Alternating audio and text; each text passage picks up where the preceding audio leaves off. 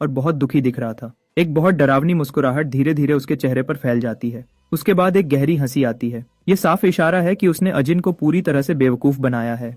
वह बेवकूफ उसके पास गया, यह सोचकर कि वह उससे अपने चाहिए जवाब निकाल पाएगा। और बेगन को मत भूलो, जो पास में छुपा हुआ था, चुपके से इस मुलाकात का हर एक पल अपने फोन में रिकॉर्ड कर रहा था। वह जल्दी से उसके पास जाता है और फोन मिंजे को वापस दे देता है। बेगन ने जो फुटेज अभी शूट की है वह बहुत नुकसान पहुंचाने वाली है। ये आजिन को एक पागल विलेन जैसा दिखाती है, जबकि मिंजे एक मासूम बेचारा स्टूडेंट लगता है जिसे तरस और हमदर्दी मिलनी चाहिए। वह कमीना इस सिनेमैटिक मास्टरपीस को कैप्चर करने के लिए बहुत तारीफ करता है। अब आप इस मोटे पे गुस्सा करने के लिए तैयार हो सकते हैं, लेकिन जरा उसका चेहरा देखो। उस बेचारे का चेहरा पूरी तरह से खराब है। एक चोट लगा हुआ चेहरा जो मिंजे ने उसे पहले दी थी उस मार को साफ दिखा रहा है। वीडियो देखकर मिंजे को पूरा यकीन है कि यह सबूत काफी से ज्यादा होगा आजिन को स्कूल का सबसे बड़ा बुली साबित करने के लिए। हम फिर अपने लड़के पर वापस आते हैं, जो स्कूल की छत पर अकेला वक्त बिता रहा है। ठीक उसी पल सयोरी वहां आती है, उसके उदास मूड के बारे में पूछती है अजिन को। दूसरी तरफ ज्यादा हैरानी है कि वह यहाँ आई ही क्यों। उसके चोट लगे हाथों को देखकर वह नेचुरली पूछती है कि क्या हुआ। अजिन झूठ बोलता है, कहता है कि वह बस फिसल गया और बुरी तरह गिर गया, और जिद करता है कि वह उसे परेशान करना बंद करे। जाहिर है लड़की गुस्सा हो जाती है। वह न सिर्फ खुलेआम झूठ बोल रहा है बल्कि उसे इग्नोर करने की कोशिश भी कर रहा है। वह पूरी तरह से गुस्से में फट जाती है। वह आसानी से बता सकती है कि वह लड़ाई में था जिसके लिए उसने उसे सख्ती से मना किया था, भले ही उसके पास भगवान जैसे रिफ्लेक्सेस हों। असली लड़ाई में वह अभी भी एक छोटा बच्चा है। लड़का उसकी लेक्चर को इग्नोर करता है और उसे वहां से निकल जाने की चेतावनी देता है। स्कूल पहले ही बाहर वालों और शरारती लोगों को ढूंढने के लिए हाई अलर्ट पर है, और अगर वह पकड़ी गई तो चीजें और मुश्किल हो जाएंगी। बात बदलते हुए सयोरी उससे उसकी जांच के बारे में पूछती है। क्या वह युंगू और मिंजे की असलियत के बारे में कोई सबूत ढूंढ पाया? मजेदार बात है कि उसने पूछा। जैसा कि हम जानते हैं अजिन की उस कमीने से मुलाकात हो चुकी थी। वह बताता है कि कैसे मिंजे रो रो कर बुरा हाल हो गया और माफी मांगी। अजिन मानता है कि वह उस गंदे आदमी को मार मार कर खत्म करना चाहता था, लेकिन वह रुक गया, हैरान और पूरी तरह से समझ नहीं पा रहा था कि क्या करे। यह सुनकर सयोरी को एहसास होता है कि उसका नरम दिल उसके गले की फांसी बन गया है। अगर वह ऐसे ही खुशमिजाज घोड़े की तरह बिहेव करता रहा तो वह बदला लेने के बारे में पूरी तरह भूल सकता है। वह अभी इस सब के लिए बना ही नहीं है। तो उसे शारीरिक और दिमागी तौर पर मजबूत बनाने के लिए वह एक नए ट्रेनिंग प्लान का ऐलान करती है जो खास उसके लिए बनाया गया है। आखिर में आजिन खुद को एक मार्शल आर्ट्स डोजो के दरवाजे पर खड़ा पाता है। यह शुरुआत की जगह है जहां से उसकी ट्रेनिंग शुरू होगी एक मजबूत फाइटर बनने के लिए। अंदर दो बच्चे पहले ही लड़ाई कर रहे हैं। लगता है सयोरी उन्हें जानती है। लड़की येजी है और छोटा लड़का वूजू है। सयोरी को देखकर येजी अपनी सीनियर को देखकर खुशी से चमक उठती है। जब वह बच्चों पर प्यार बरसा रही होती है तब डोजो का बड़ा आदमी आता है।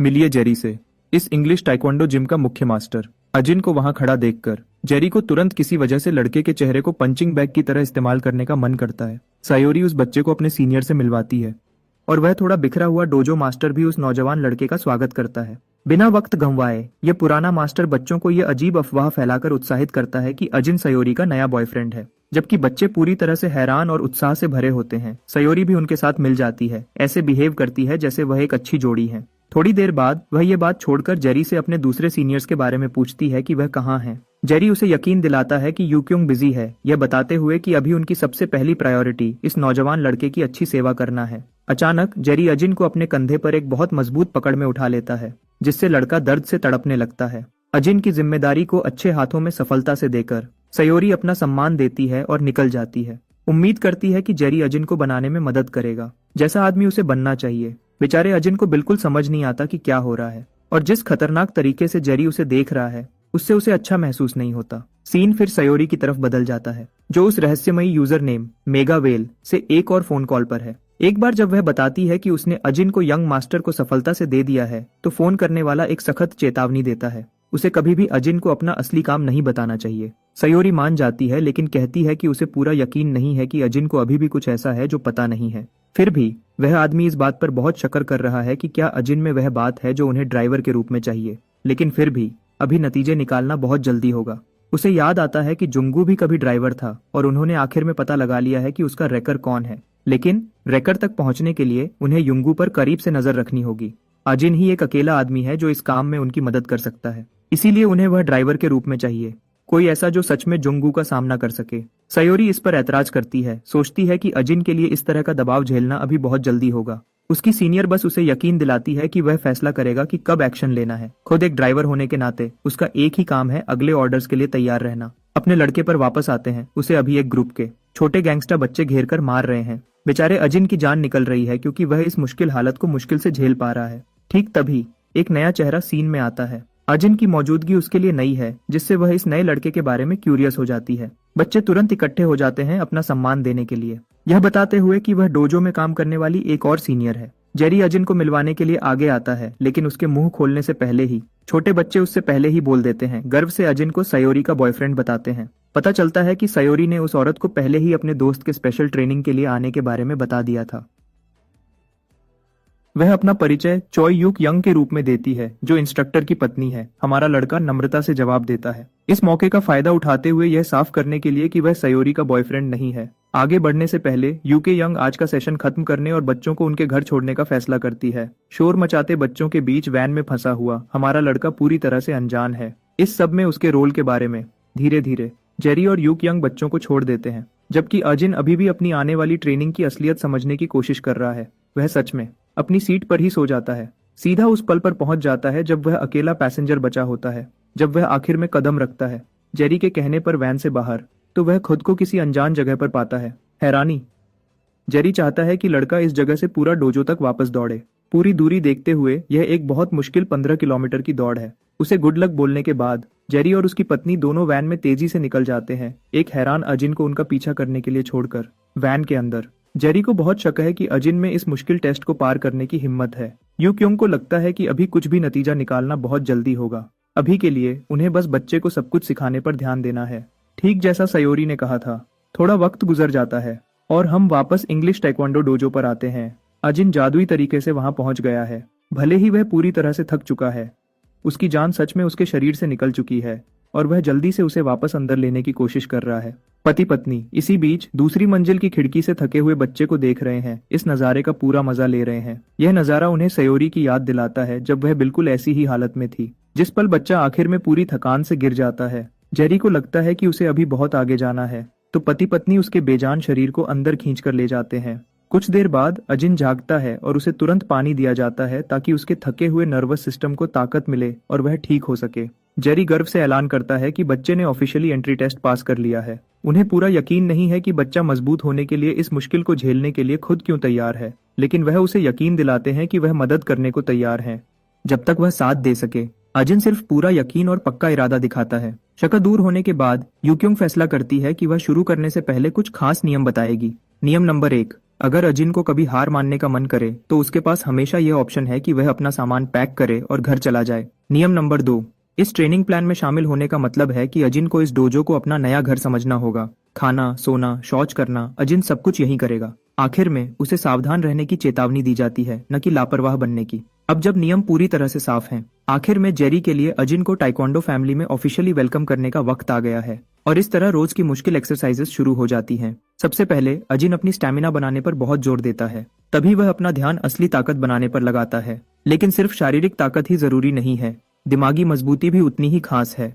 और उसकी ट्रेनिंग करने का इससे बेहतर तरीका क्या हो सकता है कि उन छोटे शैतानों के साथ उलझा जाए जो हर दिन उसके सब्र को हद तक टेस्ट करते हैं। फिर भी अजिन अपना दिमाग ठीक रखता है, रोजाना इस मुश्किल ट्रेनिंग साइकिल से गुजरता रहता है। काफी ज्यादा वक्त गुजर जाता है अजिन के, हर दिन बिल्कुल वैसा ही जीते हुए।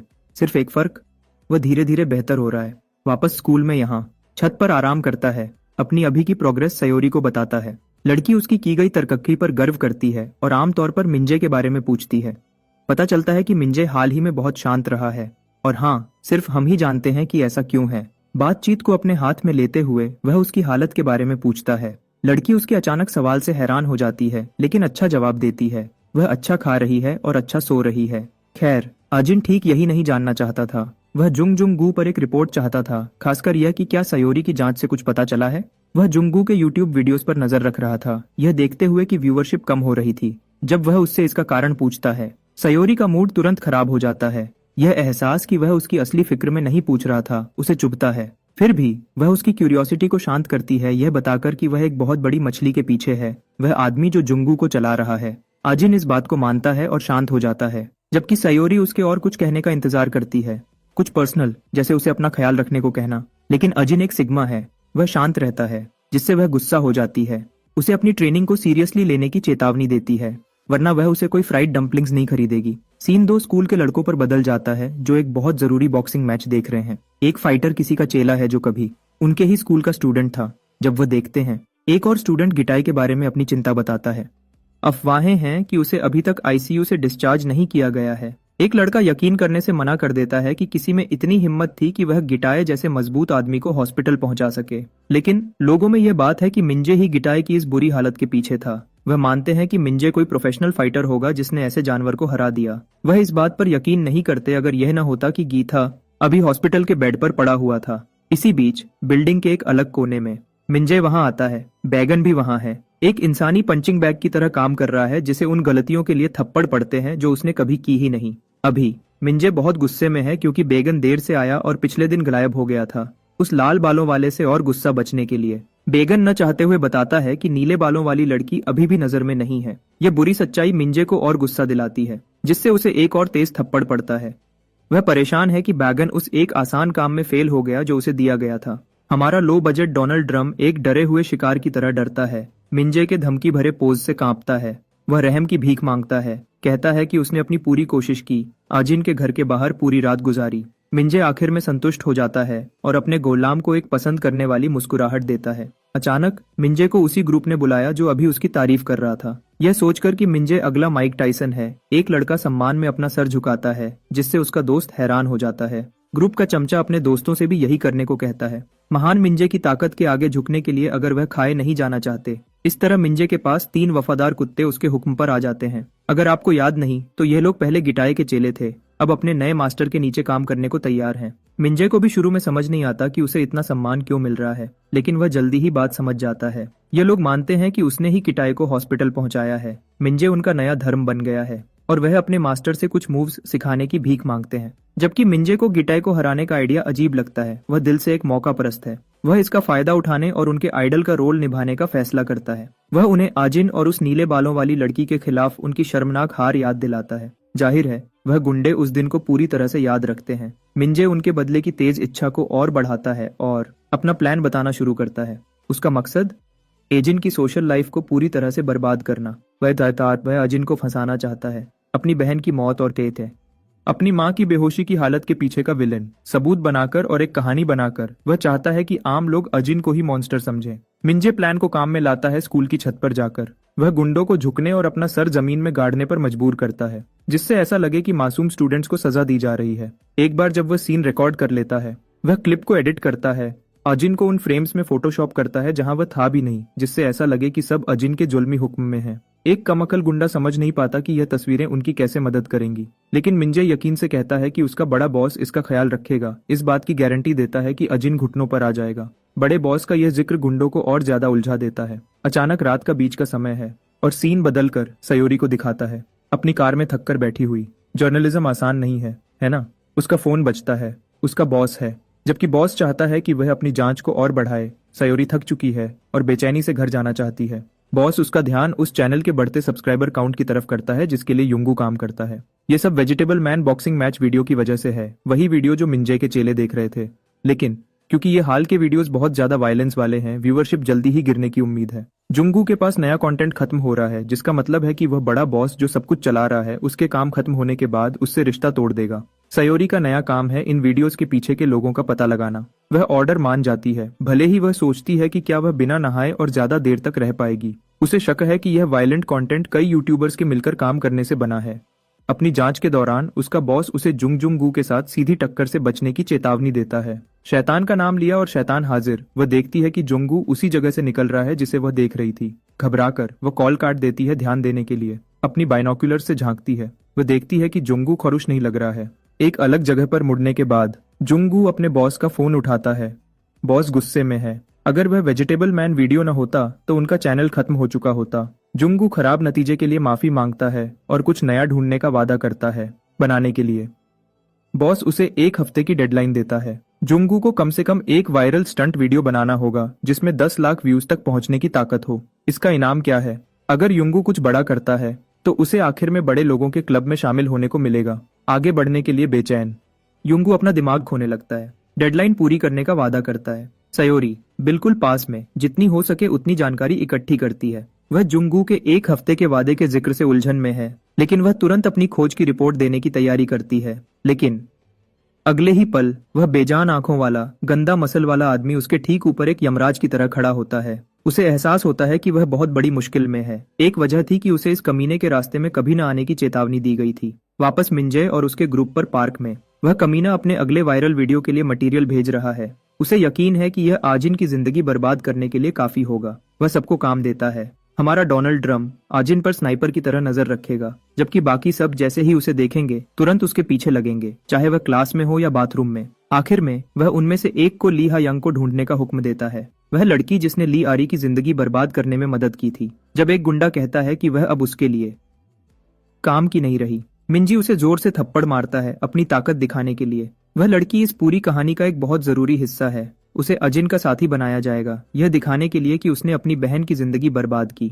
फिर हम अपनी लड़की के पास वापस आते हैं। इस बजट जॉन विक को अपनी तरफ घूरते हुए देखकर वह सोचती है कि अब वह खत्म है। हैरानी की बात है, वह दोस्ताना बनता है। वह कहता है कि वह बस एक जिम का दीवाना है जो प्रैक्टिस कर रहा है, और पूछता है कि एक हाई स्कूल का बच्चा इतनी रात को बाहर क्या कर रहा है। सयोरी को गुस्सा आता है कि वह उसे स्टूडेंट समझ रहा है। वह उसे जिम में आने को कहता है, लेकिन वह मना कर देती है, रात ज्यादा होने का बहाना बनाकर। युंगू उसकी बात समझता है और उसके फैसले को मानकर आगे बढ़ जाता है, लेकिन वह रुकता है और एक डरावनी बात कहकर जाता है। वह उसे कहता है कि अजिन को उसकी तरफ से हेलो कहना। सयोरी उसे सिर्फ ठंडी डरी हुई आंखों से घूर सकती है। हम वापस अजिन के पास आते हैं, जो जेरी के साथ लड़ रहा है। अजिन अपने सीनियर के हमलों को अच्छे से रोक रहा है और बच रहा है। जेरी मानता है कि लड़का बेहतर हो गया है, लेकिन इतना नहीं कि वह अचानक के वार का अंदाजा लगा सके जो सीधा अजिन के सर पर लगता है। लड़का वह वार सह लेता है, लेकिन तभी उसे एक अचानक की घंटी सुनाई देती है। बिली जैब जो उसे भेजता है। डोजो में लुढ़कता हुआ अजिन दर्द से तड़प रहा है, लेकिन वह पुराना खिलाड़ी रुकता नहीं। एक डरावनी दिखने वाली चाकू निकालकर वह उसे जोर से घुमाता है। अजिन मुश्किल से उन हमलों से बचता है। जेरी बिल्कुल पागल हो जाता है लड़के को जमीन पर दबोचकर, और ब्लेड सीधा उसके दिल में घुसा देता है। अजिन डर के मारे चिल्लाता है, लेकिन फिर उसे एहसास होता है कि वह ज्यादा रिएक्ट कर रहा है। वह एक नकली चाकू था। उसकी छाती पर कोई निशान नहीं है। उसे सच में लगा था कि वह मर जाएगा, जख्म से नहीं बल्कि सिर्फ डर के मारे। जेरी उसे उठाता है और सबकर समझाता है, जो लोग मुश्किल वक्त में घबरा जाते हैं वह सबसे पहले हारते हैं। इंसान को अपने दुश्मन को घबराहट और डर से भर देना चाहिए। अजिन को किटाई के साथ हुई लड़ाई याद आती है। जब उसने किटाई के पंच से खुद को बचाया था, वह तगड़ा आदमी घबरा गया था, लेकिन जब अजिन ने जुंगू को एक जैब मारा, वह कमीना बिल्कुल शांत रहा, और उसकी इस बेअसर हरकत ने एक दर्द भरा अजिन में डर भर दिया जो उसे सुन्न कर गया। अजिन अपने ख्यालों से बाहर आता है, एक फोन कॉल से, एक अनजान नंबर से। यह फैटी है, अजिन के अपार्टमेंट के बाहर। वह बेचारा अजिन के दरवाजे पर लिखी नफरत भरी बातों को घूर रहा है। यह बैगन ने नहीं किया था, लेकिन उसे वहां जाने पर मजबूर किया गया था। वह रो रहा है, यह बताते हुए कि उसे घर पर नजर रखने के लिए धमकाया जा रहा है। अचानक उसे मिंजे का फोन आता है। फैटी कहता है कि अजिन शायद सो रहा है।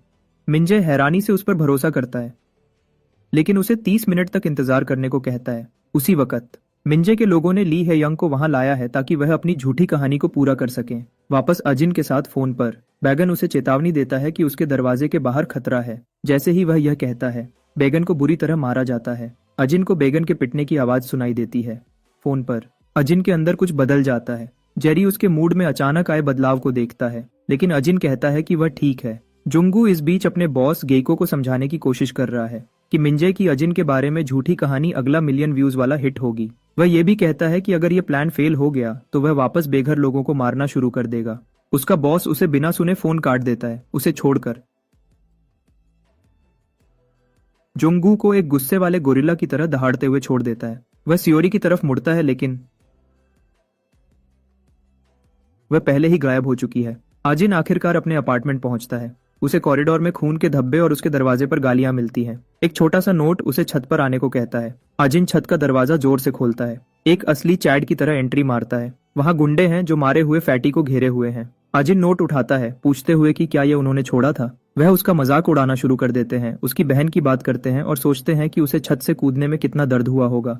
ये सुझाव देते हुए कि अजिन को खुद भी ये ट्राई करना चाहिए। ये बेजान ताने अजिन को हद से आगे बढ़ा देते हैं। गुंडों का लीडर अपने दोस्तों को हमला करने का हुक्म देता है। वह अनजान होबो हमला करता है, यह न जानते हुए कि वह पुराने टूटे हुए अजिन से नहीं लड़ रहे हैं। वह एक ऐसे आदमी से लड़ रहे हैं जिसमें एक बजरकर की ताकत है। अजिन को जेरी के सबका याद आते हैं।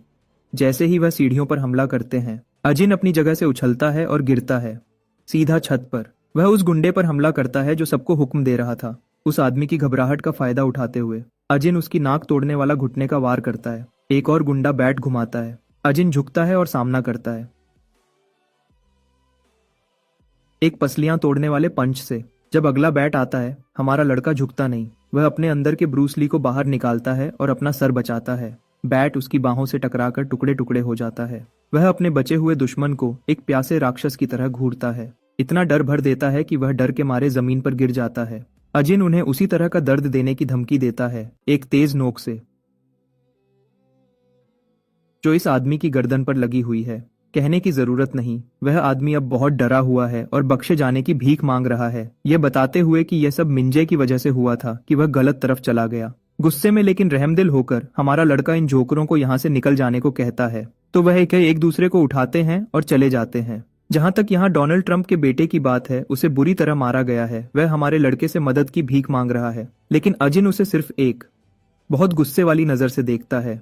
अगली सीन में वह फैटी को अपने घर ले जाता है, उसके जख्मों की देखभाल करता है। छोटे बहुत ज्यादा हैं, लेकिन उससे भी ज्यादा बागन अंदर से परेशान है और सारी परेशानी के लिए माफी मांगता है। हमारा लड़का उसे माफ कर देता है, लेकिन यहाँ फैटी का पूरा इमोशनल ब्रेकडाउन हो जाता है। वह बहुत सारे नाम बड़बड़ाने लगता है, कुछ ऐसा जो हमारा लड़का समझ नहीं पाता। एकदम से वह मोटा फ्रेंच फ्राई अजिन पर फट पड़ता है, मिंजे पर चिल्लाता है और उसे गालियां देता है, क्योंकि वह अजिन को एक ऐसे भाई के रूप में फंसाना चाहता था जिसने अपने ही परिवार को बेच दिया। परेशान होकर हमारा लड़का चुपचाप सुनने का फैसला करता है और उस बेवकूफ के प्लान की हर एक बात पूछता है। बाद में मिंजे को खबर मिलती है कि उन्होंने हायंग को पकड़ लिया है। वह लाल बालों वाला थोड़ा गुस्सा है कि उन्हें इतनी मेहनत करनी पड़ी।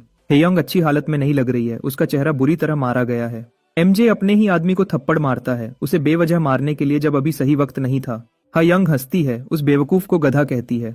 मिंजे फिर उसके बाल पकड़ने आता है, उस पर गुस्सा करता है कि उसने हुक्म तोड़ा, जबकि उसने ही उसे काम पर रखा था। वह उसके चेहरे पर थूकती है, सच में। और अब मुझे पता है कि हम में से कुछ को यह पसंद आया होगा, लेकिन मिंजे का ईगो बुरी तरह चोटिल हो जाता है। हैह्यून उसे बेवकूफ कहती है, यह न जानने के लिए कि वह पहले छुपी क्यों थी। और मिंजे गुस्से में उसे जेंडर इक्वालिटी के नाम पर लात मारता है, उसकी कांपती हुई बॉडी को जमीन पर गिरा देता है।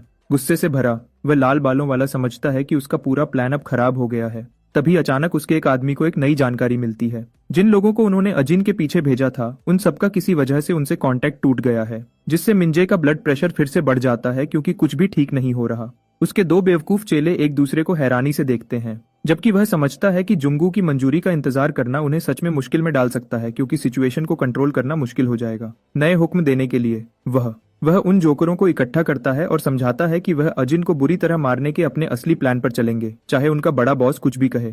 वह लाल बालों वाला पागलपन से कहता है कि उसकी स्किल्स इस काम के लिए काफी हैं। आखिरकार वह ही अजिन की बहन की मौत का जिम्मेदार है। वह सोचता है कि वह यहाँ अयानो कोजी और लाइट यागामी का बेटा बनने की कोशिश कर रहा है, लेकिन वह हमेशा हार जाता है। खैर, हेयोंग की हालत पर सवाल उठाया जाता है, क्योंकि उसने उनके प्लान का कुछ हिस्सा खराब कर दिया था। लेकिन मिंजे का मानना है कि उन्हें कुछ बदलाव करने चाहिए। नई कहानी सिंपल है, वह बेचारी गर्लफ्रेंड कहेंगे जिसे उसके अपने प्यारे बॉयफ्रेंड ने छोड़ दिया और उस पर जुल्म किया। वापस हमारे लड़के के पास अजिन को अभी अभी हायंग के पकड़े जाने के बारे में पता चला है। फैटी ये भी बताता है कि क्योंकि हायंग और वह लगभग डेट कर रहे थे, मिंजे इसका फायदा उठाना चाहता था अपने प्लान के लिए, और यह दिखाना चाहता था कि आहरी का अपना भाई विरासत के पैसे चाहता था। हमारा लड़का यह भी जानता है कि असली गुनहगार जुंगू है, लेकिन असल में उस लाल बालों वाले को अपने बॉस से सही कंफर्मेशन नहीं मिली है, जिसका मतलब है कि मिंजे सच में अपनी मर्जी से काम कर रहा है। असल में जिन लड़कों को अजिन ने पहले छत पर पीटा था, वह भी उलझन में थे कि क्या यह सब जुंगू करवा रहा है या नहीं।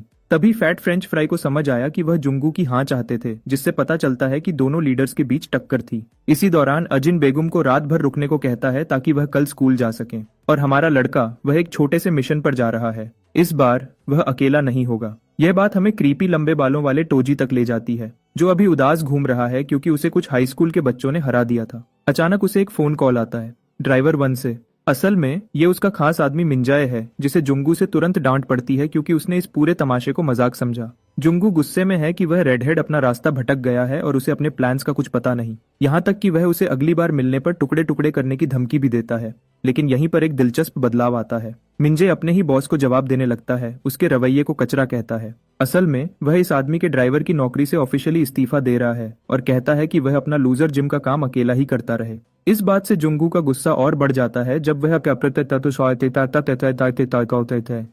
अपने फोन को गुस्से में तोड़ देता है और इन बच्चों की हिम्मत पर हंसता है जो उससे पंगा ले रहे हैं। ये आदमी इतना पागल है कि हाई स्कूल के बच्चों से लड़ना चाहता है और उनका मुंह नोच लेना चाहता है। लेकिन अचानक एक गाड़ी आती है, उसकी आंखों में तेज रोशनी पड़ती है। यह हमारी पसंदीदा मिक्स्ड हेयर वाली लड़की है जिसके चेहरे पर खुशी भरी मुस्कान है। जबकि जुंगू हैरान है कि ये बच्चे गाड़ी भी चला सकते हैं। पूरे कॉन्फिडेंस से वह उसे घूरती है, जबकि वह सोचता है कि क्या उसकी इतनी हिम्मत है कि वह उसे अपनी गाड़ी से कुचल देगी।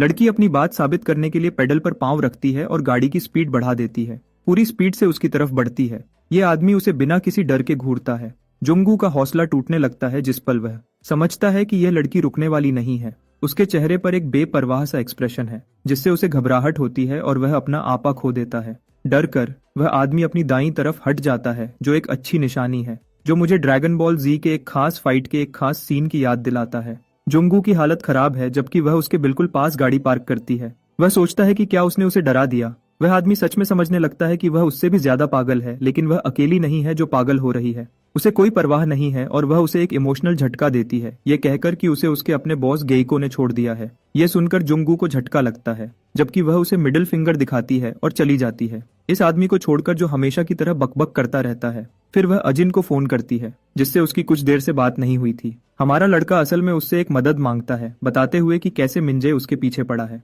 वह सोचती है कि यह सब मजाक है और आमतौर पर बताती है कि उसकी अभी जुंगू से बात हुई थी और उसके काम के बावजूद वह जानती है कि वह मसल मेनियक उनका पीछा नहीं छोड़ेगा। यह हमें वापस डोजो में बजट एजेंट के पास ले आता है। हयंग को अगले ट्यूसडे को पीटा जाता है। उसे इतना पीटा गया है कि वह बस बेहोश न हो। मिंजे के चेलों को अपने निशाने को पीटने का मतलब समझ नहीं आता, लेकिन उस रेडहेड के अपने गोल्स हैं और वह हायंग को फिर से धमकाता है। वह उसकी वीडियो फुटेज चाहता है जिसमें वो कबूल करे कि अजिन ने उसे पीटा है। लेकिन अपने सभी चोटों और जख्म के बावजूद वह उसे मुश्किल में डालने से मना करती है और बदले में बताती है कि यह सब मिंजे ने किया है। फिर से गुस्से में वह रेडहेड उसे पेट में बार बार घुटने मारना शुरू कर देता है, उसकी याद में यह बात डालते हुए कि उसे अजिन के बारे में बात करनी है। मिंजे के अपने चेले कहते हैं, रुको भाई, वह बहुत आगे जा रहा है। लेकिन यह आदमी अगले लेवल का क्रीपी है। वह हाँफ रहा है लेकिन रुक नहीं रहा। एक नई धमकी देते हुए वह एक बॉटल पकड़ता है और उसका सर तोड़ने वाला है, अपने ही आदमियों के डर के खिलाफ भी। उस पल कोई खास आदमी वहां आता है और इस झगड़े में शामिल हो जाता है। यह आदमी टाइक्वांडो यूनिफॉर्म पहने हुए है और हम सब जानते हैं कि यह कौन है। मिंजे की बकबक बंद हो जाती है जब वह पीछे मुड़ता है और एक गुस्से वाले लंबे आदमी को उसे तुरंत रुकने का हुक्म देते हुए पाता है। वह तुरंत डरपोक बन जाता है जैसे ही वह अपने साइज के आदमी को देखता है, जबकि हमारा शानदार राजा हायंग की खराब हालत को चेक करता है और गुस्से में उसकी इस बुरी हालत को देखता है। मिंजे को समझ नहीं आता कि क्या हो रहा है। वह घबरा रहा है, जबकि यह आदमी उसे कचरे में से उठाता है। रेडहेड का ईगो बहुत चोट खाता है, सोचता है कि एक विदेशी उसका मजाक उड़ा रहा है, तो वह बॉटल पकड़ता है और उसे तेजी से उसके सर के पीछे मारता है। दर्द से पीछे हटने की बजाय वह मास्टर बस देखता रहता है, जबकि मिंजे सोचता है कि उसने बाजी जीत ली है। लेकिन तब सबसे अच्छे आदमी की तरफ से सबसे खतरनाक साइड आई आती है, एक तरीका जिससे वह सिर्फ अपनी आंखों से कहता है, तुम बहुत बुरी तरह मरने वाले हो। उस घूर से मिंजे और उसके चेलों की पैंट गीली हो जाती है, इतना कि वह हिल भी नहीं पाता जब वह आदमी उनके पास से गुजर जाता है। हयंग को गली से बाहर ले जाते हुए रेडहेड के ईगो को एक और झटका लगता है। सायोरी के पास वापस आते हुए वह एक प्लान बनाना चाहती है, यह जानते हुए कि जुंगू जल्दी ही उनसे बदला लेने आएगा। इसलिए हमारा लड़का टाइक्वांडो क्लब में मिलने का सुझाव देता है, क्योंकि वहां उसके मास्टर की वजह से ज्यादा सुरक्षा होगी, जबकि वह हैरान है कि क्लब इस वक्त भी खुला है। प्लान बन जाता है जिसमें आजिन मास्टर जेरी से कांटेक्ट करेगा और बाद में उससे उसी जगह पर मिलेगा। इसकी बात करते हुए हम असल में मिंजे को जेरी के घर में घुसते हुए देखते हैं। वह आदमी बेइज्जती से गुस्से में है और उसे इस बात की भी परवाह नहीं कि विदेशी को इसके बारे में पता चलेगा। रेडहेड जोर देता है कि वह वही आदमी है जिसने गिटाई को आईसीयू में पहुंचाया था। वह यह भी कहता है कि उसने ही पहले मास्टर का सर बॉटल से तोड़ा था। मिंजे को लगता है कि वह कोई भगवान है, सोचता है कि वह कोई आम गुंडा नहीं बल्कि कोई सुपर सैयन गॉड गुंडा है। वह अपने चेलों को 30 मिनट देता है इस जगह को पूरी तरह तोड़ने के लिए। अपने प्लान को नाकाम होने नहीं देता, क्योंकि वह एक नया प्लान बनाना चाहता है और पूरा गेम रीसेट करना चाहता है। फिर हम हॉस्पिटल पहुंचते हैं जहां जेरी ने हायंग को सुरक्षित पहुंचाया है, जबकि युक यंग परेशानी से उसे ढूंढती है। वह उसे फिर से किसी को खतरे में डालने और खुद को चोट पहुंचाने के लिए पीटने लगती है, लेकिन वह उसे वादा करता है कि उसकी कोई गलती नहीं थी। युक यंग हायंग की बुरी हालत देखती है और मास्टर बताता है कि उसे वह छोटी लड़की गली में मिली थी। असल में तभी उसे याद आता है कि वही लोग अजिन और सयोरी को निशाना बना रहे हैं, तो वह युक यंग को जल्दी से उससे कांटेक्ट करने को कहता है। युक यंग थोड़ी परेशान है और देर रात में भी दूसरों से पहले अपनी कंपनी को फोन करती है। वह फोन बजाता है, सेक्शन चीफ से कांटेक्ट करता है और यहीं हमें पता चलता है कि ये औरत एक बैडएस है जो पुलिस स्टेशन के साथ काम करती है। अजिन की बात करें तो वो आदमी तेजी से यहाँ आया, खुश है ये जानकर कि उसके मास्टर का क्लब अभी भी खुला है। वह जेरी से मिलने के लिए बहुत एक्साइटेड है, लेकिन तब उसे असलियत पता चलती है जब उसे पूरा क्लब टूटा हुआ मिलता है। वह रेडहेड अपने प्यारे पुराने दोस्त को फिर से देखकर खुश है, जबकि हमारा लड़का समझ ही नहीं पाता कि क्या हो रहा है। दरवाजे कसकर बंद है और आजिन अब पूरी तरह घिर चुका है। रेडहेड जुंगू को अपने इस्तीफे की खबर देता है। अब वह खुद का बिगाड़ने वाला है जो अरी के बड़े भाई को बेचकर बहुत सारा पैसा कमाना चाहता है। मिंजे ये भी कहता है कि उसके पास लोगों की मौत को रिकॉर्ड करने का टैलेंट है जब वह होती है। आखिर उसने हमारे लड़के के लिए इंपॉर्टेंट दोनों फैमिली मेंबर्स को खत्म किया था और अब उसकी बारी है। वह रेडहेड पागल है और पूरी तरह से अपने शिकार को इंसानी कचरा बनाना चाहता है। मारपीट का सेशन शुरू होता है जब पहला आदमी अजिन पर हमला करने के लिए दौड़ता है, जो अपने इमोशंस को समझ रहा है, सभी इंपॉर्टेंट बातों को याद करते हुए जो अब तक हुई हैं। सयोरी के साथ उसने जो तकलीफें सही हैं, यहाँ तक कि वह जेरी से कैसे मिला, युक यंग ने उसके साथ कैसा बर्ताव किया और आखिर में कैसे उसके मास्टर ने उसे ये क्लब घर के रूप में दिया। डंडा उसके सर पर निशाना लगाता है जबकि अजिन अपना पांव मोड़ता है। आदमी के चेहरे पर एक मजबूत किक मारते हुए उसे गिरा देता है। उसे आखिरकार समझ आता है कि उसे क्या करना है। अजिन का उसे गिराना आसपास के आदमियों को डरा देता है, उनका हौसला तोड़ देता है, जबकि वह खुद उन्हें एक एक करके गिराने की स्ट्रेटेजी बनाता है। सबसे स्मार्ट तरीका है इन लोगों को अलग करना, खासकर जब वह कम है, क्योंकि इस आदमी के पास सबके साथ मिलकर लड़ने में जीतने का कोई मौका नहीं है। असल में कुछ करने के लिए अजिन उनके बॉस को निशाना बनाना चाहता है, लेकिन उसका दिमाग पढ़ते हुए वह रेडहेड उस पर हंसता है कि उसने ऐसी स्ट्रैटेजी सोचने की भी हिम्मत की। अपने आदमियों को यकीन दिलाता है कि डरने की जरूरत नहीं, क्योंकि उनका शिकार वैसे भी अकेला है। आखिर ऐसा नहीं है कि वह आदमी कुछ कर पाएगा अगर वह सब मिलकर हमला करें। मिंजे उन्हें साथ मिलकर हमला करने का हुक्म देता है तो उनमें से दो एक ही वक्त पर हमला करते हैं। बस हमारा लड़का मुश्किल से बच पाता है। और हाँ, द वन पीस रियल है। खुद को फिर से पोजीशन करते हुए अजिन को दो और बदमाशों से हमला झेलना पड़ता है और इस बार वह हमलों को सीधे रोकता है। दर्द से चीखते हुए अपने पांव को चलाते हुए वह एक परफेक्ट किक से जवाब देता है। एक आदमी को दूसरे में दे मारता है और एक ही वक्त में दो को निपटा देता है। उसे पहले ही थका हुआ पाता है और इससे पहले कि हमारा लड़का ब्रेक ले पाता, एक आदमी उसकी टांग पर इतनी जोर से मारता है कि वह चौंक जाता है। लेकिन तब भी यह आदमी हार नहीं मानता और उसे पंच करके गिरा देता है, एक और को निपटा देता है। अब तक यह वन मैन आर्मी असल में खुद के लिए खड़ा हो रहा है, जिससे मिंजे हैरान है। इस बार वह अपने आदमियों को एक नया इंसेंटिव देता है, उन्हें यकीन दिलाते हुए कि जो भी अजिन का सर सबसे पहले तोड़ेगा उसे एक्स्ट्रा कैश बोनस मिलेगा। हमारा लड़का हाँफ रहा है, टांग में दर्द हो रहा है और वह मुश्किल से अपना गार्ड अप कर पा रहा है। पीछे से एक आदमी बेवकूफ की तरह चिल्लाता है और फिर हमला करता है, तो अजिन उससे बच निकलता है और फिर सामने वाले दूसरे आदमी के खिलाफ तैयार हो जाता है।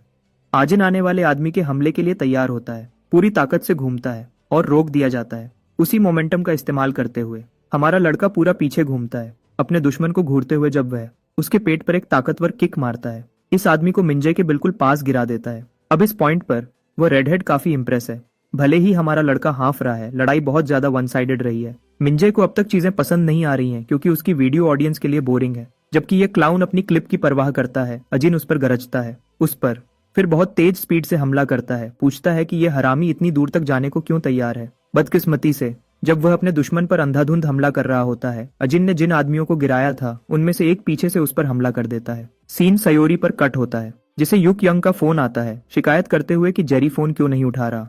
मास्टर की बीवी सयोरी की हालत के बारे में पूछती है, जिससे वह बहुत कंफ्यूज हो जाती है और फिर सयोरी को हॉस्पिटल में उनके इंसिडेंट के बारे में पता चलता है। सयोरी घबरा जाती है ये समझकर कि इंसिडेंट डोजो के पास हुआ था, जबकि युक यंग पूछती है कि क्या उसने अजिन को कुछ खतरनाक बच्चों के साथ मुश्किल में डाल दिया है। उसे और डांटने से मना करते हुए युक यंग उसे कहती है कि जाओ और अजिन को ढूंढो, पहले उसे एक सुरक्षित जगह पर ले जाओ। सयोरी उसकी बात मान जाती है और उनकी कॉल वहीं खत्म हो जाती है। मैरी परेशान है और जानना चाहती है कि क्या हुआ। वह उसे कुछ भी बताने से मना करती है और उसे घर छोड़ने पर मजबूर किया जाता है। इसके बजाय हे यंग को चेक करती है, जिसे होश आ गया लगता है। हम वापस सयोरी को डोजो पर रुकते हुए देखते हैं। दुआ करती है कि उसकी अंदर की आवाज गलत निकले। सीढ़ियां चढ़ते हुए उसे खून से सने हुए और पैरों के निशान मिलते हैं। और भी ज्यादा घबराकर वह अजिन को ढूंढने के लिए तेजी से जाती है, दरवाजे खोलते हुए। लेकिन जब वह यहाँ पहुंचती है, वह हमारे लड़के को बीच में खड़ा देखती है, जिसने पूरे ग्रुप को पीट दिया है। वह अभी भी अपने पैरों पर खड़ा है, उस बेवकूफ का ख्याल रखने के बाद जिसके सर पर उसने मारा था। उसकी हालत को लेकर परेशान, सायोरी पूरी स्पीड से उसके पास दौड़ती है, उसे रुकने की भीख मांगती है।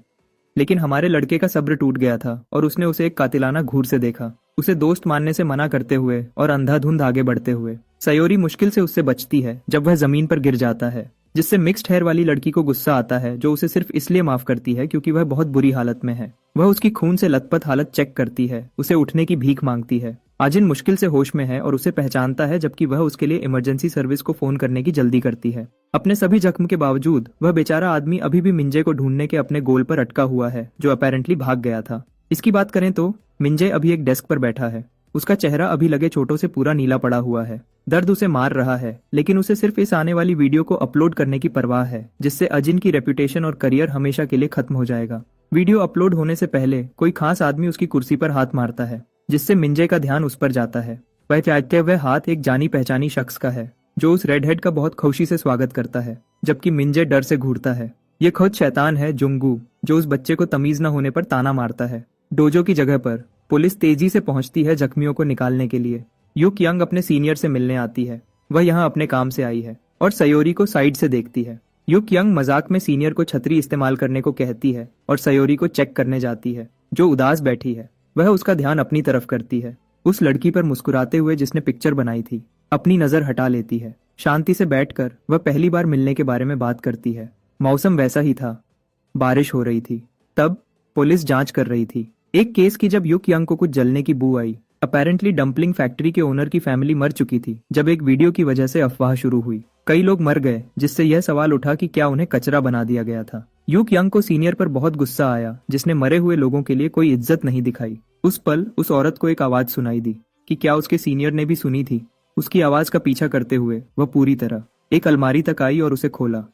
यहीं उसे एक छोटी लड़की बेहोश मिली और तुरंत एम्बुलेंस बुलाने को कहा। एम्बुलेंस आई। सयोरी की नाजुक हालत में उसे गाड़ी में ले जाया गया, जबकि वह बेचारी लड़की अपनी माँ को देखने के लिए रो रही थी। इस पूरे वक्त जेरी और युक यंग का कोई बच्चा नहीं हो पाया था, इसलिए उन्होंने हमेशा उस छोटी लड़की को अपनी बेटी माना। यही वजह है कि वह चाहती है कि वह सब कुछ बता दे कि क्या हो रहा है, क्योंकि यही मदद करने का इकलौता तरीका होगा। कांपते हुए लड़की अपनी जल्दी के लिए माफी मांगती है और रोने लगती है, डरते हुए कि डोजो की ऐसी हालत हो गई क्योंकि उसने पहले नहीं बताया। उसे ऐसी हालत में देखते हुए युक यंग ने लड़की को बिना कुछ कहे गले लगा लिया। सीन आईसीयू वार्ड पर कट होता है। हमारा लड़का आराम कर रहा है और ठीक हो रहा है, जबकि जेरी उसे एक भूत की तरह घूर रहा है। बच्चा जाग जाता है, जिससे उसे लगभग हार्ट अटैक आ जाता है। अजिन को पता चलता है कि उसे हॉस्पिटल ले जाया गया था और माफी मांगता है कि उसके काम की वजह से डोजो टूट फूट गया। मास्टर उसे डांटने की बजाय असल में उसे थम्स अप देता है चीजों को परफेक्ट तरीके से हैंडल करने के लिए। ये काफी दिलचस्प बदलाव है। जेरी को सिर्फ इस बात की परवाह है कि बच्चे ने खुद को उन्हीं स्किल्स से बचाया जो उसने अपने स्टूडेंट को सिखाए थे। उसके डोजो की बात करें तो दिन के अंत में उसकी ज्यादा परवाह नहीं है। फिर से अजिन को सच में अफसोस होता है कि चीजें ऐसे हुई, लेकिन उसके मास्टर उसे यकीन दिलाते हैं कि सब ठीक है। युक यंग सयोरी से डिटेल में पूछने वाली है। दोनों ये जानने के लिए क्यूरियस हैं कि कैसे वह दोनों बच्चे ऐसे बुरे लोगों के असर में आ गए और क्या हुआ। यह बात कि जेरी इतना सब जानता है अजिन को पहले ही हैरान कर देती है, लेकिन असल में यह इसलिए है क्योंकि हायंग ने उसे सिचुएशन समझाई थी। उसका नाम सुनकर अजिन चिल्लाता है कि वह लड़की अरी की दोस्त बिल्कुल नहीं है, और भले ही उसे हायंग का नाम सुनना मुश्किल लगता है, मास्टर उसे शांत होने को कहता है। आखिर हायंग ने खुद को सब कुछ डिटेल में बताने का फैसला कर लिया है। तभी जेरी पर्दे हटाता है और दिखाता है कि हायंग असल में हमारे लड़के के बिल्कुल पास बैठी है। वह भी उसी बुरी हालत में है और इस तरह उसकी कहानी शुरू होती है। हायंग ये कहकर शुरू करती है कि उसे इन्फॉर्मेशन के बारे में कुछ ज्यादा पता नहीं था। उसे सिर्फ एक्टिंग करने और उससे पैसे कमाने की परवाह थी। ये आसान तरीके से पैसे कमाना था और वह इसकी वजह से वह सब कुछ खरीद सकती थी जो वह चाहती थी। वक्त गुजरता गया। हायंग वैसी ही रही जब तक एक दिन उसकी एक दोस्त ने हैरानी से ली अरी की मौत का ऐलान किया। उसके अपने फ्रेंड ग्रुप की ब्लॉन्ड लड़की ने अरी की मौत का मजाक उड़ाया, हायंग के रिएक्शन का इंतजार करते हुए। लेकिन फ्रेंड ग्रुप की हैरानी के लिए हायंग चुप रही। उसने जानबूझकर ऐसा जवाब दिया जैसे इस सिचुएशन का उस पर कोई असर नहीं हुआ, लेकिन वह अंदर से हिल चुकी थी। वह मानती है कि वह सच में एक बुरी लड़की थी, एक हरामी जिसने आरी की मौत में हिस्सा लिया। लेकिन तब चीजें सच में क्रीपी हो गईं, क्योंकि हर रात हायंग अपने कमरे में डरकर बैठी रहती थी, सिर्फ आरी की डरावनी लाश को अपने ऊपर मंडराते हुए देखती थी। और मेरे भगवान, मैं उम्मीद करता हूँ कि वह चीज मेरे बुरे सपनों में ना आए। हर रात उसके लिए सहना और मुश्किल हो गया। तो हायंग पूरी रात खेलने लगी और आखिरकार घर से भाग गई। फिर उसने मिंजे से मिले सारे पैसे खर्च कर दिए, उसके काम के लिए गुजारा करने पर मजबूर हो गई। गिटाई ने उसे ढूंढा, हैरान था कि वह उनके ग्रुप का हिस्सा थी। जबकि जुंगू ने उसे रास्ता रोकने के लिए डांटा। उसने भी उसे उस वक्त ढूंढा, हयंग को कहीं से याद करते हुए। गिटाई ने अपने बॉस को जरूरी कॉन्टेक्स्ट दिया, बताते हुए कि कैसे हयंग का मिंजे की अरी वाली वीडियो में हाथ था। गिटाई को उसके सुझाव के लिए शुक्रिया कहने की बजाय उस आदमी ने उसे धमकी दी कि अगर उसने फिर से बात की तो उसे हॉस्पिटल पहुंचा देगा। जुंगू ने एक प्लान सोचा, हयंग को उसकी स्किल्स के हिसाब से एक जॉब पोजीशन के लिए बुलाने से पहले। और ये पहली बार था जब उसने जुंगू नाम के इंसानी कचरे का सामना किया और वह किस तरह के आदमियों के साथ काम करता था। रेडहेड के लिए अब सब खत्म हो गया है, जो जुंगू की देखभाल में बंधा हुआ एक कुत्ते के बच्चे की तरह कांप रहा है। लीडर गुस्से में है कि वीडियो ठीक से रिकॉर्ड भी नहीं हुई और इस आदमी के पेट पर एक दर्दनाक गुस्सा मारता है, उसे डांटते हुए कि उसने खुद को उसके जैसा सोचने की भी हिम्मत की। मिंजे दर्द से चिल्लाता है, जबकि जुंगू गिटाई को ताना मारता है कि वह एक रेडहेड बेवकूफ के लिए सिर्फ एक चेला बनकर रह गया। वह आदमी सिचुएशन से इनकार करता है, जिससे जुंगू हंसता है, जिसे पता चलता है कि गिटाई ने रेडहेड के ऑर्डर्स सिर्फ वादे किए गए पैसे की वजह से माने थे। साइको जिम फ्रीक को यह देखकर दुख होता है कि उस आदमी का घमंड कुछ पैसों के लिए टूट गया और मानता है कि वह खुद बेइज्जती का एहसास जानता है। वह गिटाई को चीजें ठीक करने और जुंगू फैमिली में शामिल होने का मौका देता है, लेकिन जब वह यह कह रहा होता है, मिंजे की आंखों से आंसू बह रहे होते हैं। गिटाई ग्रुप में शामिल हो जाता है तो उसके पहले मिशन के तौर पर जुंगू उसे रेडहेड को बुरी तरह पीटने का काम देता है और उसकी एक घूर तुरंत गिटाई को एक्शन में ले आती है। वह आदमी मिंजे के चेहरे पर बेचारे तरीके से थप्पड़ मारता है। जुंगू सोचता है कि क्या वह आदमी आखिरकार सुपीरियर महसूस करने का मजा ले रहा है, कमजोर होने की बजाय। रेडहेड मिन्नतें कर रहा है और भीख मांग रहा है, जितना बेचारा चेहरा वह बना सकता है, लेकिन तब भी गिटाई उसका चेहरा पीटता रहता है, बात मानने से मना करते हुए। चलो वापस जेरी और उसके जिम के पास चलते हैं। बदकिस्मती से वह जगह थोड़े टाइम के लिए बंद हो गई है। लिu चियांग बोलता है कि कुछ लोगों की लापरवाही की वजह से मासूम लोग भी मुश्किल में पड़ जाते हैं। ये हालत उन दोनों के बस से बाहर है। जहां तक हयंग की कहानी का सवाल है, गैरी की बीवी सोचती है कि यह हालत अब एक पूरे कत्ल की कोशिश का मामला बन गया है। सयोरी अपनी बात रखने की कोशिश करती है, जबकि यू क्यंग अचानक सब बातें जोड़ लेता है और समझ जाता है कि यह लड़की उसे शुरू से जानबूझकर ट्रेन कर रही थी। हमारा लड़का बोलता है कि वह खुद स्ट्रांग बनना चाहता था, क्योंकि अपनी माँ और बहन को खोने के थोड़ी देर बाद वह पूरी तरह से अकेला हो गया था और उसके पास जाने के लिए कोई जगह नहीं थी। सायोरी से मिलने के बाद सब बदल गया। उसने उसकी मदद की, इसलिए वह उसका सबसे ज्यादा शुक्रगुजार है। यूक्युंग पूछता रहता है और पूछता है कि वह दोनों कैसे मिले, और जब अजान बताने ही वाला होता है, देखो क्या होता है। फियोरे खुद बताती है कि वह साइबर रेकर्ड्स ग्रुप के लिए एक ड्राइवर है। यूक्युंग को बिल्कुल समझ नहीं आता कि इसका क्या मतलब है, तो सियोरी पूरी डिटेल में बताती है।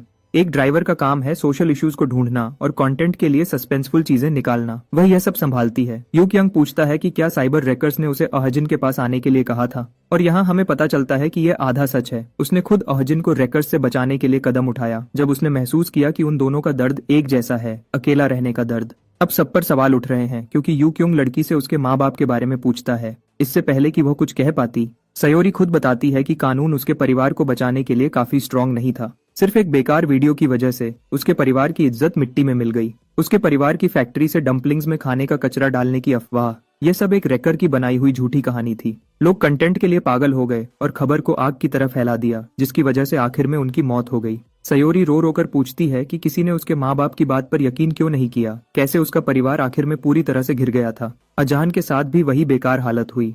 एक कहानी जो सच भी नहीं थी, उसने मासूम लोगों की जान ले ली, जबकि जिन लोगों ने यह हालत बनाई उन्होंने इससे नाम और पैसा कमाया। पुलिस ऐसे लोगों को पकड़ती भी नहीं है। और जब वह गुस्से में थी, अहजिन उसे शांत करता है। आखिर में यूके यंग को बोलने देता है। वह समझती है कि सयोरी की तरफ से एक फैसला लिया गया था, लेकिन इस झमेले में और ज्यादा घुसने से उनको खुद की मुश्किलें हो सकती हैं। इसलिए वह चाहती है कि उन सब में से हर कोई अभी और यहीं रुक जाए, लेकिन सयोरी का मकसद उसके लिए ज्यादा जरूरी है, क्योंकि वह उसकी सलाह के खिलाफ जाती है। वह उसका हाथ झटक देती है और माफी मांगकर चली जाती है। अजिन को अकेला छोड़कर जेरी, वह गोल्डन रिट्रीवर जैसा कूल लड़का, उसे आमतौर पर ग्रीट करता है, लेकिन उसे फिर भी इग्नोर कर दिया जाता है। हमारा लड़का उसके पीछे भागता है, लेकिन उसका मास्टर उसे रोकता है। लड़के से कहता है कि सयोरी का ख्याल रखे और इस दौरान खुद को चोट न लगने दे। वह काइंड मास्टर को यकीन दिलाता है कि चिंता न करे और उसे पकड़ने के लिए भाग जाता है। इसी बीच यूक यंग और जेरी अकेले रह जाते हैं, बच्चों को और बेहतर सलाह देने में बेबस। अगली सीन में ड्राइवर लड़की और हमारा लड़का एक ट्रिप पर है। वह आहजिन से पूछती है कि क्या उसने हायंग का इंटरव्यू रिकॉर्ड किया था, जिस पर वह हाँ कहता है, जबकि अभी भी उसे अवॉइड कर रहा है। वह दोनों इस हालत से अनकंफर्टेबल हैं। तो अजिन बताना शुरू करता है कि हेयंग को जुंगू द्वारा बनाई गई रेकर मीटिंग्स में कैसे घसीटा गया था। गाइको नाम का कोई आदमी इस सब का मेन लीडर बताया जा रहा है। कई और बॉडीगार्ड्स भी हायर किए गए थे, जिससे लगता है कि हालत उनकी सोच से कहीं ज्यादा बड़ी है। सयोरी को एक बड़े एंटरप्राइज के शामिल होने और फंडिंग का शक है। आखिर यह सारा झमेला हमेशा पैसे का ही रहा है। 10 से ज्यादा बॉडीगार्ड्स रखना सिर्फ कंटेंट से मिलने वाले पैसे से नहीं हो सकता। पर्दे के पीछे किसी बड़े आदमी के कनेक्शंस हैं। अजिन एक अजीब बात भी बताता है जो उसे सबसे ज्यादा परेशान कर रही थी। जाने से पहले हयंग को एक आखिरी बात बतानी थी, यह बताते हुए कि गायकों और दूसरे रैकर्स को किस बारे में बात करना सबसे ज्यादा पसंद था। वह सब्जेक्ट जेज एंटरटेनमेंट से जुड़ा है, वही राइवल कंपनी जो idol K-pop group Wiz girls की है। ब्रेक मिलने पर सयोरी सोचती है कि उन्हें अपनी मंजिल पर बात करनी चाहिए, जबकि अजिन एक बड़े मीडिया कंपनी की बिल्डिंग की तरफ देखता है। सयोरी का मकसद यहाँ क्लूज ढूंढने में मदद करना है, तो वह अंदर जाते हैं। एक असिस्टेंट से मिलते हैं जो शांति से उन्हें आर्काइव्स रूम तक ले जाता है। ये जगह सिर्फ स्टाफ मेंबर्स के लिए है। भले ही अजिन थोड़ा डरा हुआ है, सयोरी उसे यकीन दिलाती है कि ब्रो किडनैप नहीं होने वाला। एक मेंबर ऑथेंटिकेशन के लिए कार्ड देता है, उन्हें बहुत सारी फाइल्स तक पहुंचने की इजाजत देता है। यहाँ एक खास आदमी है जिसे सयोरी जानती है, उसका नाम मिस्टर वेल है, जो अपनी डेस्क पर बैठा है। चैनल ब्लू वेल टीवी का मेन ऑपरेटर और कंपनी का मैनेजर भी अपने ड्राइवर्स को ग्रीट करता है। वह आजिन के बारे में जानता है, उसने सयोरी से बहुत कुछ सुना है, जबकि हमारा लड़का अभी चीजें समझ रहा है। उसे नहीं पता कि इस आदमी को वेल क्यों कहते हैं या कुछ भी। वह हमारे लड़के की तरफ से माफी मांगती है, ऑपरेटर को यकीन दिलाती है कि अजिन अभी ट्रेनिंग में है। चीजें आसान बनाने के लिए वह आदमी उसे एक वीडियो दिखाने का फैसला करता है ताकि एक सही इंट्रोडक्शन हो सके। भले ही उसे नहीं पता कि यह आसान होगा या नहीं, लेकिन उनकी पहली मुलाकात के लिए यह काफी है। वीडियो ब्लू वेल के खुद को इंट्रोड्यूस करने से शुरू होता है, दुनिया की सबसे बुरी आफत 9/11 की रिपोर्ट्स बताते हुए, और इलॉन मस्क की एक कंपनी से रॉकेट्स के लॉन्च के बारे में भी। दुनिया में अच्छी और बुरी खबरें आती रहती हैं, चाहे वह जंग हो या टेक्नोलॉजी में तरक्की। लेकिन ऑपरेटर एक बड़ा सवाल पूछता है, लोग उन चीजों पर यकीन क्यों करते हैं जो उनकी आंखों के सामने नहीं हुई है? यह मीडिया में सेंसेशनलिज्म, क्लिकबेट और दूसरी गलत जानकारी की वजह से होता है। ड्रामा और क्लिकबेट की यही जरूरत किसी की जिंदगी बर्बाद कर सकती है। और फिर वह उन वीडियोस की बात करता है जो वह खुद बनाता है। 1-2 मिलियन सब्सक्राइबर वाला यूट्यूबर चैनल भी अलग नहीं है। हर कहानी जानबूझकर बनाई जाती है ताकि लोग उसे मजे के लिए या बोर होने पर या फिर क्यूरियोसिटी की वजह से देखें। यह मीडिया को कंज्यूम करने के कॉन्सेप्ट से शुरू होता है और खत्म होता है, और लोग इसे खुशी से देखते हैं। ब्लू वेल इस कंज्यूमरिज्म को रोकना चाहता है, भले ही उसका अपना चैनल डिलीट हो जाए या उसके सब्सक्राइबर्स कम हो जाएं। शायद उसे डेथ थ्रेट्स भी मिले, लेकिन उसका सीक्रेट वेपन ली आरी मर्डर केस की पूरी कहानी है।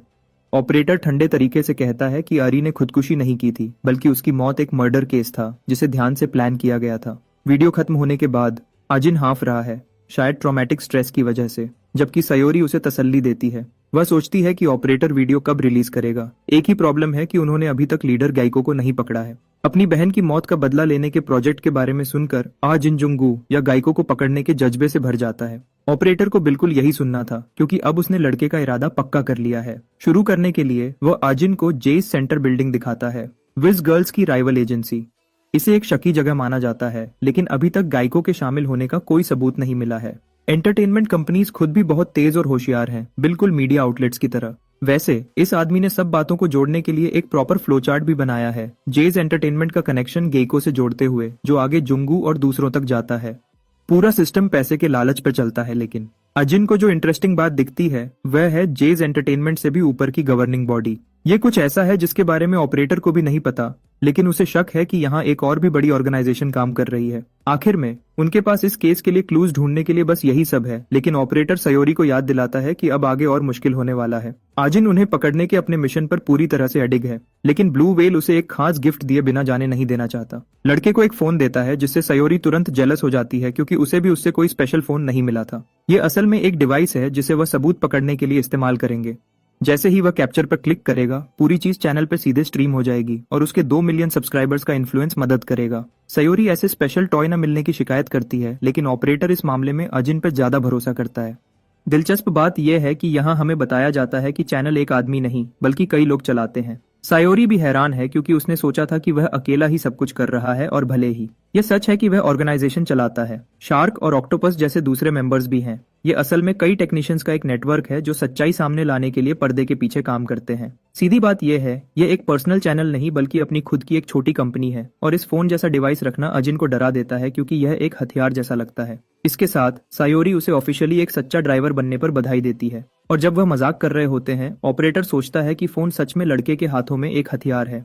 वह सच में क्यूरियस है कि लड़का कैसा आदमी बनेगा और वह ऐसे हथियार का कैसे इस्तेमाल करेगा। आज रात आजिन और सयोरी अपनी अगली मंजिल की तरफ जा रहे हैं। मिंजे के डोजो पर हमला करने की वजह पर बात करते हुए हमारा लड़का सीधा सबूत ढूंढना चाहता है कि जुंगू और गेको के बीच झगड़ा है और ऐसा करने के लिए मिंजे का शामिल होना जरूरी है। बड़ी प्रॉब्लम यह है कि उन्हें कोई क्लू नहीं है कि वह बेकार रेडहेड कहाँ भाग गया या जुंगू जानबूझकर उसे बचा रहा है। सयोरी सजेस्ट करती है कि वह गिटाई को ढूंढे। भले ही अजिन को डर है कि जुंगू मिंजाई के सबूत को खत्म कर सकता है और उनके पास कुछ नहीं बचेगा, लेकिन चालाक सयोरी बताती है कि वह एक छोटा सा जाल बिछाएंगे और यह गिटाई से शुरू होता है जिसे जुंगू ने हॉस्पिटल में बुरी तरह पीटा था और फिर आखिर में वह उस आदमी का नौकर बन गया। इसका मतलब है कि गिटाई शायद चुपके से अपने बॉस से नफरत भी करता है। उस जानकारी और हायंग से मिले एड्रेस के हिसाब से वह उस जगह जाने का फैसला करते हैं जहां गिटाई बच्चों को इकट्ठा करता था। आखिर में वही जगह है जहां वह उसे मिलने की उम्मीद करते हैं। सयोरी एक्साइटेड है और तेजी से वहां पहुंचने के लिए निकल जाती है। अगली सीन हमारे ड्यूओ को एक अंधेरी गली में सही हाइडआउट ढूंढते हुए पाते हैं। वह चलते रहते हैं, चलते रहते हैं, चलते रहते हैं जब तक वह बेसमेंट फ्लोर पर नहीं पहुंच जाते।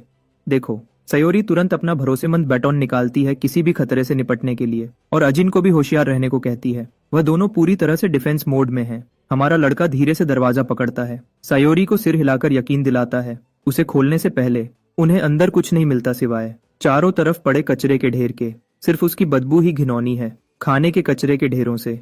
सयोरी को शक है कि वह लोग यहाँ काफी टाइम से नहीं आए हैं।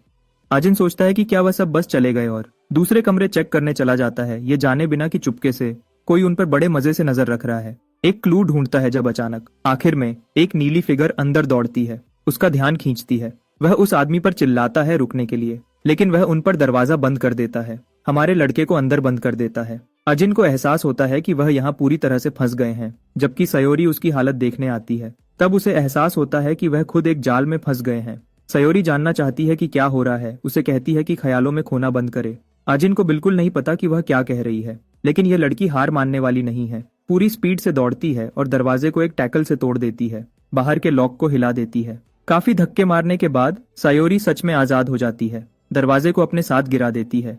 अजिन उसकी हालत चेक करता है, लेकिन वह गुस्से में है कि वह अभी भी बात कर रहा है और उस बेकार आदमी का पीछा नहीं कर रहा। वह दोनों ब्लू हुड को पकड़ने के लिए भाग जाते हैं। अजिन इस आदमी को भागने नहीं देना चाहता, तेज पीछा करना शुरू हो गया है। एक ब्लू हुडी वाला थकान से हाँफ रहा है, उसके पीछे दौड़ रहा है और सयोरी सबसे पीछे है। अचानक उसे अपने बगल में कुछ दिखता है और वह रुक जाती है। यह एक गली है, तो वह अजिन को कहती है कि राइट वाली शॉर्टकट से जाए, जो इस आदमी को उल्टा सजेशन देता है क्योंकि वह लेफ्ट की तरफ से मुड़ जाता है। अजिन थोड़ी देर में पकड़ लेता है और फिर से फासला कम कर देता है। वह इस आदमी से रुकने को कहता है, जबकि दूसरा आदमी बहुत ज्यादा पीछे देखने में बिजी है, आगे खड़ी लड़की पर फोकस करने के लिए। सयोरी शुरू से यही थी, उसने डायरेक्शंस बदलकर उसे बेवकूफ बनाया। वह आदमी घबरा जाता है और उसके पास भागने की कोई जगह नहीं है क्योंकि बिल्कुल स्थित है। सयोरी उसे सांस लेने को कहती है जब वह अंदर जाती है। बदकिस्मती से वह आदमी उसके मारने से पहले ही हार मान लेता है, क्योंकि सयोरी को भी हैरानी होती है। वह बस बचना चाहता है। अजिन को भी नहीं पता कि क्या हो रहा है और इस क्लाउन की टोपी उतारने के बाद वह पता चलता है कि वह असल में मिंजे के चमचों में से एक है। वह आदमी बताता है कि वह भी अपने बॉस को ढूंढने आया था, जिससे वह दोनों हैरान हो जाते हैं। जबकि अजिन पूछता है कि वह क्यों ढूंढ रहा है। चमचा बताता है कि उसे अपना पैसा चाहिए क्योंकि उसने सारा काम किया था जो उसे दिया गया था, लेकिन मिंजे उसे पैसे देने के टाइम गायब हो गया। एक अफवाह चल रही है कि किसी ने मिंजे को हाइडआउट में छुपा हुआ देखा था और इसलिए वह अपने बॉस को हमारे ड्यूओ की जगह पर ही ढूंढ रहा है। सयोरी बातें जोड़ती है, जबकि अजिन को एहसास होता है कि मिंजे और गिटाई असल में साथ काम कर रहे हैं। चमचे को समझ नहीं आता कि गिटाई का नाम क्यों जोड़ा जा रहा है। भले ही उसे एक ऐसी ही अफवाह याद है कि वह आदमी जो हॉस्पिटल में बताया जा रहा है वह देर रात बाहर घूम रहा है। सयोरी उसे टॉन्ट करती है कि उसने अकेले गिटाई की जगह में घुसने की हिम्मत कैसे की, और इस बेकार आदमी को अभी पता चलता है कि वह उस आदमी के हाइडआउट की जांच कर रहा था। सयोरी उसे बेवकूफ कहती है कि उसे कुछ नहीं पता, जबकि वह उनसे अपनी जान बख्शने की भीख मांगता है। अजिन समझाने की कोशिश करता है, जबकि नीले बालों वाली लड़की इस आदमी की लगातार रोने धोने से परेशान है। हमारा लड़का उसे धमकी देता है कि अगर उसने फिर कभी उनके सामने अपना चेहरा दिखाया तो वह उसके साथ और बुरा करेगा। इस जानकारी से सयोरी एक प्लान बनाती है, सोचती है कि उन्हें मिंजे और गिटाई को टारगेट करना चाहिए। अजिन मान जाता है और सजेस्ट करता है कि वह स्कूल चलें। अगली सीन में आम बुलीज फिर से हंगामा कर रहे हैं और मोटे फ्रेंच फ्राई को डांट रहे हैं। फेगन में न तो लड़ने की हिम्मत है और न ही उन्हें देने के लिए पैसा, जबकि ये पंक्स उसका बैंक अकाउंट चुराने की धमकी देते हैं। तभी उसके बचाने वाले आते हैं। ये हमारी फेवरेट बैडी सयोरी है, जो इन क्लाउन्स को कूल और एजी बनने की कोशिश करने पर टॉन्ट करती है। वह दोनों लड़के सीधे खड़े होकर घबरा जाते हैं, जबकि अजिन उनके लीडर से गिटाई के साथ उसके कनेक्शन के बारे में पूछता है। लीडर उनके बारे में कुछ नहीं जानता, लेकिन सिर्फ अपने चमचों के रिएक्शन से ही वह समझ जाता है कि उसके सामने खड़ा आदमी खुद ली अजिन है। वह पहले से जानता है कि हमारे लड़के को लड़ने का अच्छा एक्सपीरियंस है, लेकिन उसी टाइम वह अजिन को लूजर्स को मारकर बड़ा बनने पर टॉन्ट करता है। इस आदमी को चुप कराने के लिए हमारा लड़का उसका हाथ पकड़ता है, उससे ऐसे मोड़ने से पहले जो इस आदमी का कॉन्फिडेंस टुकड़े टुकड़े कर देता है। कोई मजाक नहीं करते हुए अजिन पूछता है कि गिटाई कहाँ है, और जब उनमें से एक लड़का तेज बनने की कोशिश करता है, सयोरी उस बेकार आदमी के चेहरे पर लात मारती है। वह परेशान है कि यह मसल वाले बेवकूफ कभी एक सिंपल रिक्वेस्ट नहीं सुनते। एक और लड़का बता देता है कि गिटाई रनअवे फैम एरिया में कैरोके और गेमिंग के लिए गया था। लगता है गिटाई खुद उस जगह के आसपास देखा गया है। डिलीवरी वाले ने बताया कि वह आमतौर पर वहां 3 और बच्चों के साथ जाता है। सयोरी को आखिर में कोई अच्छे से बात करने वाला पसंद आता है, लेकिन अजिन अभी भी कन्विंस्ड नहीं है और सोचता है कि क्या यह सब बस बकवास है। वह लीडर को और ज्यादा परेशान करता है जानकारी की सच्चाई के बारे में सही कंफर्मेशन लेने के लिए। यहाँ सब कुछ खत्म होने के बाद अब उनके जाने का टाइम हो गया है। फेगन इन लोगों का शुक्रिया करता है उसकी जान बचाने के लिए, जबकि बैडी अच्छे से विंक करती है, जिससे वह शर्मा जाता है। कुछ दिन बीत जाते हैं और हम मोटे फ्रेंच फ्राई को गेमिंग कैफे से बाहर निकलते हुए देखते हैं। यहाँ वह कुछ लोगों से मिलता है जो गिटाई का नाम ले रहे हैं किसी बात के लिए। क्यूरियस होकर वह उनका पीछा करने का फैसला करता है और आखिर में बॉस मॉन्स्टर जुंगू को खुद ढूंढ निकालता है, जो और भी पागल हो गया है और मजे के लिए टीनेज थग्स को मारना चाहता है। बैगन डर के मारे सीन देखता है, जबकि जुंगू बच्चों की बर्बादी पर खुश होता है क्योंकि वह उन्हें पब्लिक में स्मोक करने की कोशिश करने पर लाइव स्ट्रीम कर रहा है। कमेंटर्स एक बच्चे का मजाक उड़ाते हैं और उसे वन पंच मैन भी कहते हैं, जो सच में फनी है। जुंगू हंसता है जबकि उसके ऑडियंस मेंबर्स में से एक 1000 वन डोनेट करने का फैसला करता है और ज्यादा एंटरटेनमेंट चाहते हुए सही से सर्व करने के लिए। जुंगू बच्चे के चेहरे पर एक पागल पंच मारता है। वह एंटरटेनमेंट बनाता है जो उसके बिगड़े हुए फैंस देखना चाहते थे। बैगन ये सब डर के मारे देख रहा है और हम असल में उस दिन पर वापस जाते हैं जब अजिन और सयोरी ने उसे बचाया था। उसने असल में हमारे लड़के की मदद करने के लिए खुद को पेश किया था, लेकिन अजिन ने उसे अपनी पीठ का ख्याल रखने की चेतावनी दी थी, क्योंकि जुंगू को हल्के में नहीं लिया जा सकता। उसकी चेतावनी आज भी सच लगती है, लेकिन अगर फैटी कुछ नहीं करेगा तो वह हमेशा बेकार ही रहेगा। तो वह जल्दी से अपना फोन खोलता है अपने दोस्त को टेक्स्ट करने के लिए, बताता है कि उसे जुंगू मिल गया है और वह उसका पीछा करने वाला है। सीन एक और तगड़े आदमी पे जाती है जो अजिन के पास है, जो बस अपने मजेदार कप नूडल्स का मजा ले रहा है और सयोरी के साथ टच में है। वह उसे डांटता है उन बुलीज से धोखा खाने के लिए जिन्होंने उन्हें जानकारी दी थी, लेकिन वह आर्ग्यू करता है कि उन्हें तब तक इंतजार करना होगा जब तक उनके टारगेट्स गलती न करें। सयोरी बागन के बारे में पूछती है, जबकि अजिन उसे यकीन दिलाता है कि उसके पास एक बैकअप प्लान है। लड़की उस मशहूर कहावत से जवाब देती है कि प्लान तब तक होता है जब तक किसी के चेहरे पर मुक्का न पड़े, जिस पर हमारा लड़का मजाक में कहता है कि उसे इतनी बार मुक्का नहीं पड़ा कि वह जान सके। अचानक उसका जाल सच हो जाता है जब वह उस आदमी को गीता का नाम लेते हुए सुनता है। अजिन तुरंत अपनी आंखें उस आदमी की तरफ करता है और आप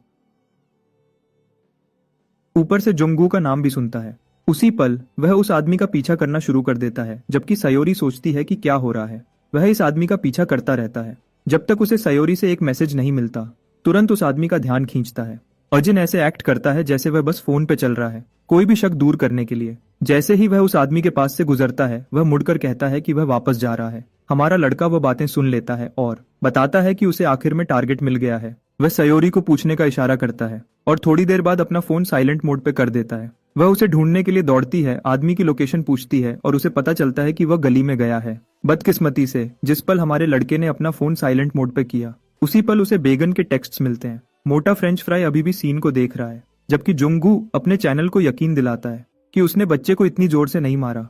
कमेंटर्स को यह ट्रीटमेंट बहुत पसंद आ रहा है। लाइक्स और डिसलाइक्स और ऊपर जा रहे हैं, जिससे जुंगू को सच में लगता है कि उसे अपना बिजनेस चलाने के लिए गायकों की भी जरूरत नहीं है। बढ़ते हुए नंबर्स उसे सच में अच्छा महसूस कराते हैं, तो वह सीधे अपने व्यूअर्स से पूछता है कि क्या उन्हें कुछ स्पेशल चाहिए। वह सजेस्ट करते हैं कि वह दूसरे 2 लड़कों को भी मारे, जब तक अचानक ब्रॉडकास्ट डेंजरस कंटेंट स्ट्रीम करने की वजह से ऑटोमेटिकली सस्पेंड नहीं हो जाता। जुंगू के मोटे दिमाग ने इस अंजाम की उम्मीद नहीं की थी। जब वह गुस्से में अपनी शिकायतें करता है, अचानक उसे कुछ लोग बगल से देखते हुए दिखते हैं। गुस्से में वह बैगन का ध्यान खींचता है, जो बगल से जासूसी कर रहा है, और भले ही मोटा आदमी फिर से कोने के पीछे छुप जाता है, उसे पता है कि उनकी आंखें मिली थीं। लड़का उम्मीद कर रहा है कि वह फिल्मिंग में ज्यादा ऑब्वियस नहीं था। जबकि जुंगू लड़के को ग्रीट करने आता है, उसकी आइडेंटिटी के बारे में पूछता है। बर्गर बॉय की किस्मत खराब हो गई। सीन अजिन की तरफ वापस जाती है। वह अभी भी गिटाई से जुड़े आदमी का पीछा कर रहे हैं, जो एक बिल्डिंग में घुसता हुआ लगता है। वही आदमी अपना बैग लेता है। अचानक दरवाजे पर एक आवाज सुनता है। वह उस आवाज के पास जाता है और एक यंग लड़की को शांति से बताते हुए देखता है कि उसने कन्वीनियंस स्टोर पर कुछ गिरा दिया था। सयोरी एक सिगरेट का पैकेट दिखाती है। तुरंत इस आदमी का ध्यान खींचती है क्योंकि उसे फ्री सेजीज चाहिए। वह उससे वह लेने की कोशिश करता है, लेकिन सायोरी सस्ती लड़की नहीं है और उसे फंसाती है। गुस्से में वह क्लाउन दरवाजा खोलकर उससे वह लेने के लिए आता है, लेकिन उन्हें बिल्कुल यही चाहिए था क्योंकि आज इनके पास बगल में टेजर रेडी है। खुला हुआ और कुछ भी करने में बेबस, उसे टेजर से झटका लगता है। नतीजे में तुरंत बेहोश हो जाता है।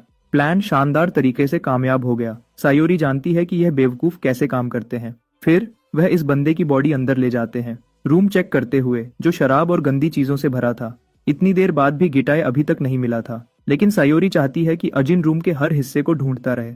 वह लड़का फिर एक अजीब सा रूम देखता है जिस पर ताला लगा था। वह घुमाकर खुलने वाला ताला था, तो वह उसे खोल देता है, लेकिन जो वह देखता है उससे वह बहुत डर जाता है। उसका रिएक्शन उसे चुप कर देता है, जिससे सायोरी सोचती है कि क्या हुआ है। सायोरी खुद आगे बढ़ती है देखने के लिए, लेकिन वह भी उतनी ही डर जाती है। वहां बहुत सारे लोग थे जिन्हें किडनैप किया गया था, सबको मारा पीटा गया था और भूखा रखा गया था। ये भागे हुए बच्चे थे। ओरी उन्हें भरोसा दिलाती है कि वह बुरे लोग नहीं हैं और पूछती है कि क्या यहाँ सिर्फ वह ही हैं। वह अजिन से कहती है कि बाकी रूम्स को भी अच्छे से चेक करे। तो तलाश शुरू होती है। पहला रूम खाली था। एक शिकार मुश्किल से बोल पाता है, लेकिन सायोरी उसकी बातों को जल्दी समझ जाती है और अजिन को बोलती है कि अगले बाथरूम्स चेक करे। वह आगे जाता है और नॉब खींचता है। डर के मारे मिंजे की बिगड़ी हुई बॉडी देखता है। वह रेडहेड पूरा बेहोश है और हॉस्पिटल में है। वह लड़का उसे होश में लाने की पूरी कोशिश करता है। वही जोकर जो इतना तेज बनने की कोशिश करता है। एक कुत्ते की तरह बन जाता है और जैसे ही वह जागता है जान बख्शने की भीख मांगता है, जिससे यह सोचने पर मजबूरी होती है कि जुंगू ने उसके साथ क्या क्या किया होगा।